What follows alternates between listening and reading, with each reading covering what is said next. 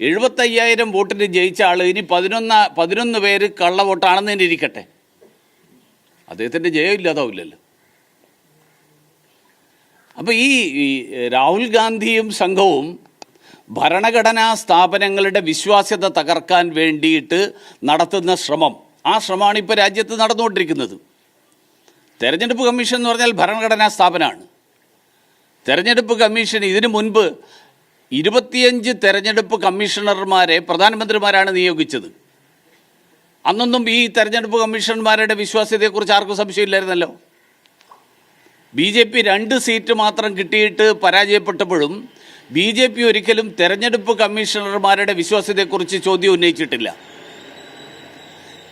ഇവിടെ കോൺഗ്രസ് 3 തെരഞ്ഞെടുപ്പിൽ തുടർച്ചയായിട്ട് പരാജയപ്പെടുമ്പോൾ ഭരണഘടനാ സ്ഥാപനങ്ങളുടെ വിശ്വാസ്യത അടക്കം ചോദ്യം ചെയ്യുന്നു എന്ന് പറഞ്ഞു കഴിഞ്ഞാൽ ഈ രാജ്യത്തിൻ്റെ അഖണ്ഡതയെയും രാജ്യത്തിൻ്റെ നിലനിൽപ്പിനെയും അടക്കം ചോദ്യം ചെയ്യുന്ന ഒരു സമീപനത്തിലേക്കാണ് കോൺഗ്രസ് പോകുന്നത്. വളരെ അപകടകരമായിട്ടുള്ളൊരു കളിയിലേക്കാണ് കോൺഗ്രസ് പോകുന്നത്. അത് രാജ്യത്തെ ജനങ്ങൾ തിരിച്ചറിയും, എനിക്ക് യാതൊരു സംശയമില്ല അക്കാര്യത്തിൽ. ഇപ്പോൾ മഹാദേവ്പുരയെക്കുറിച്ച് പറയുന്ന ആളുകൾ മഹാരാഷ്ട്രയിൽ ധുലിയെക്കുറിച്ച് എന്താ പറയാത്തത്? 6 ലോക്സഭ 6 അസംബ്ലി സീറ്റിൽ 5 സീറ്റിൽ BJPക്ക് 1,90,000 വോട്ടിൻ്റെ ലീഡ്. 6ാമത്തെ സീറ്റ് എണ്ണിയപ്പോൾ 1,94,000 വോട്ടിൻ്റെ ലീഡ് അവിടെ കോൺഗ്രസ്സിന്. 4,000 വോട്ടിന് കോൺഗ്രസ് ജയിച്ചു. BJPക്കും പറയാമല്ലോ അവിടെ കള്ളവോട്ടായിരുന്നു. അപ്പോൾ ഇതൊക്കെ തെരഞ്ഞെടുപ്പിൻ്റെ ഒരു പ്രക്രിയയുണ്ട്. അതുകൊണ്ടാണ് തെരഞ്ഞെടുപ്പ് കമ്മീഷൻ പറഞ്ഞിരിക്കുന്നത് പരാതിയുണ്ടെങ്കിൽ സത്യവാങ്മൂലം കൊടുക്കുക. പത്രസമ്മേളനത്തിൽ പറയുന്നതിൻ്റെ അടിസ്ഥാനത്തിൽ തെരഞ്ഞെടുപ്പ് കമ്മീഷൻ നടപടിയെടുക്കണം എന്നൊക്കെ പറയുന്നത് രാജ്യത്ത് മറ്റാർക്കും ബാധകമല്ലാത്ത നിയമം രാഹുൽ ഗാന്ധിക്ക് ബാധകമാക്കണം എന്നാണ്. രാഹുൽ ഗാന്ധി ഈ രാജ്യത്തെ ഒരു പൗരനാണെങ്കിൽ ഈ രാജ്യത്തെ നിയമങ്ങൾ രാഹുൽ ഗാന്ധിയും അംഗീകരിക്കണം. രാഹുൽ ഗാന്ധി പറയുന്നത് ഈ സിസ്റ്റത്തോടൊന്നും പരാതിപ്പെട്ടിട്ട് ഇനി കാര്യമില്ല. അതാണ് ഞാൻ പറഞ്ഞത്. ഞാൻ ജയിക്കുന്നില്ലെങ്കിൽ ഉത്തർപ്രദേശിൽ 37 സീറ്റ് സമാജ്വാദി പാർട്ടിക്ക് കിട്ടി, അവിടെ BJPക്ക് ഭൂരിപക്ഷം കിട്ടിയില്ലല്ലോ. അപ്പോൾ അവിടെ കള്ളവോട്ടാണോ? കള്ളവോട്ട് നടത്തണമെങ്കിൽ BJP എന്തിനാ 240 സീറ്റിൽ നിർത്തുന്നത്? BJPക്ക് ഒന്നുമില്ലെങ്കിൽ കേവല ഭൂരിപക്ഷത്തിന് വേണ്ടിയെങ്കിലും കള്ളവോട്ട് നടത്തായിരുന്നില്ലേ?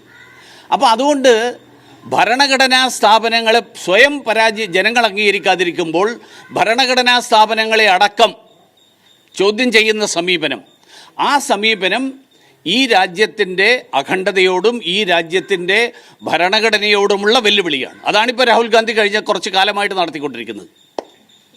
അത് നിരാശയിൽ നിന്നും അങ്ങേയറ്റത്തെ ഫ്രസ്ട്രേഷൻ അതിൽ നിന്നുണ്ടാവുന്നതാണ്. അത്രേ ഉള്ളൂ.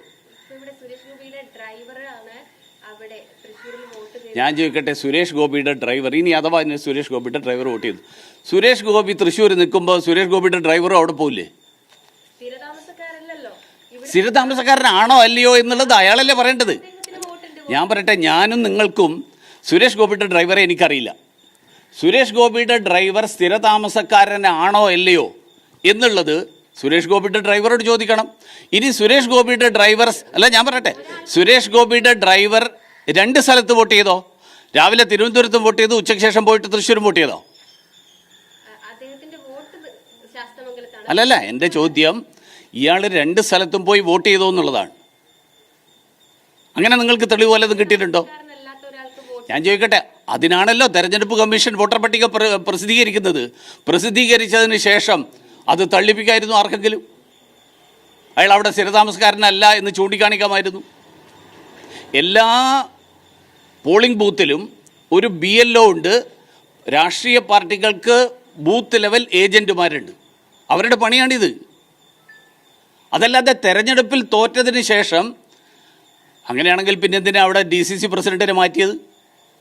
അയാളുടെ പോരായ്മ കൊണ്ടാണ് തോറ്റതെന്നല്ലേ പറഞ്ഞ്? പിന്നെ പൂരത്തിൻ്റെ കലക്കിയത് കൊണ്ടാണ് ജയിച്ചതെന്നല്ലേ പറഞ്ഞ്? ഇപ്പോൾ പുതിയൊരു സംഭവം കൊണ്ടുവരുന്നു, അത്രേ ഉള്ളൂ.